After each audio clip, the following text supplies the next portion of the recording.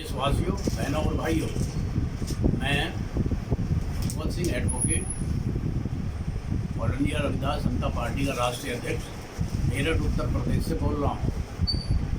मैं आपको ये बताना चाहता हूँ कि दलित समाज देश की आज़ादी में सबसे ज़्यादा बढ़ चढ़कर भाग लेने वाले के बाद भी आज तक उसको आज़ादी नहीं मिली है। इस संबंध में मैं कुछ आलेख और कुछ अभिलेख और कुछ बयान आपके सामने प्रस्तुत करना चाहता हूँ। नंबर 1, गांधी जी, महात्मा गांधी जी 1 जनवरी 1915 को जब साउथ अफ्रीका से आए तो उन्होंने देश को अंग्रेज़ों की गुलामी की बेड़ियों में जकड़ा हुआ पाया। इससे उन्होंने ये प्रण लिया कि मैं देश को आज़ाद कराने में अपना तन मन धन लगा दूंगा। इस संबंध में कई घटनाएं हुई, लोग जुड़ते गए और आंदोलन, आज़ादी का आंदोलन चलता रहा। बाबू जगजीवन राम 1935 में उनका जो दलित महासंघ की जो पार्टी थी उसने इस आंदोलन में बढ़ चढ़कर भाग लिया।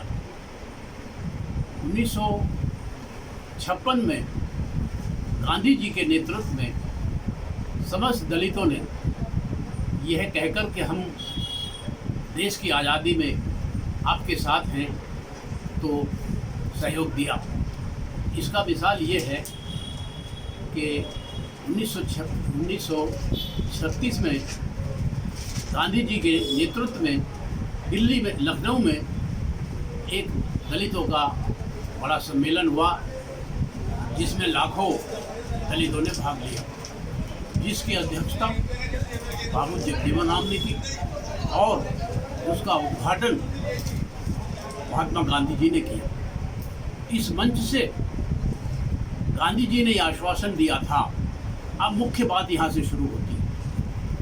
इस सम्मेलन में गांधी जी ने समस्त देश के दलितों को ये आश्वासन दिया था कि आप लोग देश की आज़ादी को में पूरा अपना सहयोग दें, आपके रास्ते में आने वाली सब रुकावटें हम ख़त्म कर देंगे।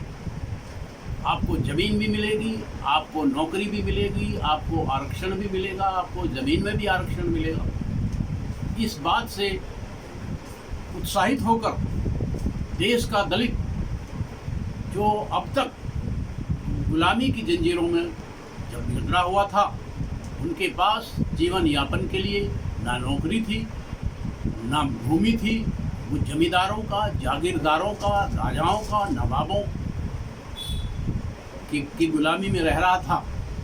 गांधी जी के इस बयान सुनकर सारा दलित समाज करोड़ों की संख्या में बाबू जगजीवन राम के नेतृत्व में और गांधी जी की अगुवाई में ये पूरा देश का दलित एकत्रित होकर के अंग्रेजों के खिलाफ आंदोलनरत हो गया। इसका यह कुछ दलित लोगों ने यह भी बातें फैलाई कि दलित आज़ादी नहीं चाहते हैं। बाबू जगजीवन राम ने ये कहा कि आपके माथे पे ये कलंक ना लग जाए, दलित के माथे पे ये कलंक ना लग जाए कि दलित आज़ादी संग्राम में कोई भूमिका नहीं थी। इसलिए देश का पूरा दलित आज़ादी की लड़ाई में जुड़ गया। देश के राजाओं, देश के नवाबों, जागीरदारों, जमींदारों की कोई भूमिका इस स्वतंत्रता आंदोलन में नहीं है।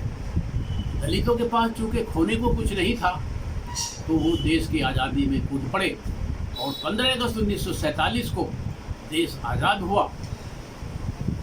स्वर्गीय राजीव गांधी ने भी ये कहा था बाबू जगजीवन राम की प्रथम पुण्यतिथि पर कि अगर वैसे तो ये देश की आंदोलन, इसकी लड़ाई, आज़ादी की लड़ाई बहुत पहले से चल रही थी, लेकिन जब दलित समाज और देश के कमज़ोर तबके इस आंदोलन से जुड़े तो देश आज़ाद हो सका।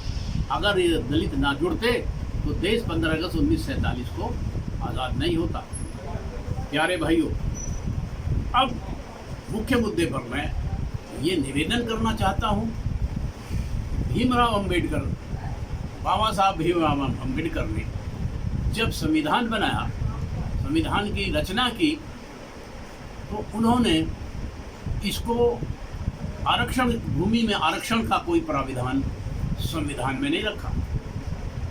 आज कुछ दलितों को नौकरी तो मिली है, लेकिन वो अब भी दूसरे नंबर के नागरिक हैं। नौकरी कोई पुश्तैनी नहीं होती है, पुश्तैनी भूमि होती है। नौकरी बाप पे नौकरी है तो रिटायरमेंट के बाद उसके बेटे को नौकरी नहीं मिलेगी, इसका कोई प्राविधान नहीं है।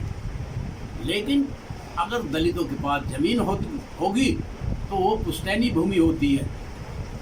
बड़ी कोशिश की गई, इंदिरा जी ने कहा, बाबू जगजीवन राम ने दलितों को पट्टे दिलवाए, दलितों को भूमि का मालिक बनाया, लेकिन अब वो सब खत्म हो गए हैं, लोगों के दूसरे लोगों ने कब्जा कर लिया है। भाइयों, आज देश में किसानों के लिए, जमींदारों के लिए बहुत सी योजनाएं चल रही हैं। उनके लिए प्रधानमंत्री ने भी कई घोषणाएं संसद भवन में की हैं, लेकिन दलितों के लिए भूमि का कोई प्राविधान नहीं है। बाबा साहब ने खुद कहा था 6 दिसंबर 1954 को कि मुझे बड़ा दुख है कि मैं दलितों के लिए भूमि का प्राविधान संविधान में नहीं कर सका। क्यों नहीं कर सके? उसमें परिस्थितियां ऐसी थी, सारे जमींदार, राजे महाराजे जो उस वक्त सत्ता में थे, उसकी मेंबर थे, तो उन्होंने इसका विरोध किया था और बाबा साहब को भूमि में कोई हिस्सेदारी देने का प्राविधान संविधान में नहीं किया था। नौकरी 10 साल के लिए कही थी, वो टाइम भी ख़त्म होने वाला।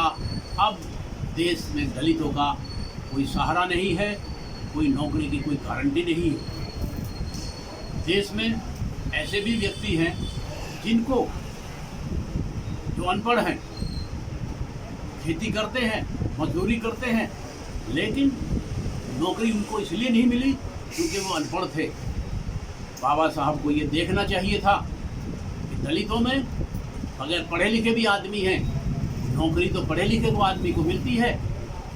दलितों को भूमि में भी आरक्षण, भूमि की मालिकाना हक भी दिए जाने चाहिए थे, जो नहीं दिए गए हैं। आज मैं ये समस्त देशवासी दलितों, ऐसे समस्त पार्टियों को जो दलित के नाम पे अपनी रोजी रोटी चला रही है, कुर्सी पे बैठ गई सत्ता के लिए, अंबेडकर को भूल गई, गुरु रविदास को भूल गई, वो भी, उनको भी ये चाहिए कि वो ये आंदोलन चलाएं और एक संविधान में संशोधन अब हो कि सारी ज़मीन जो बंजर ज़मीन है वो दलितों में बांटी जाए।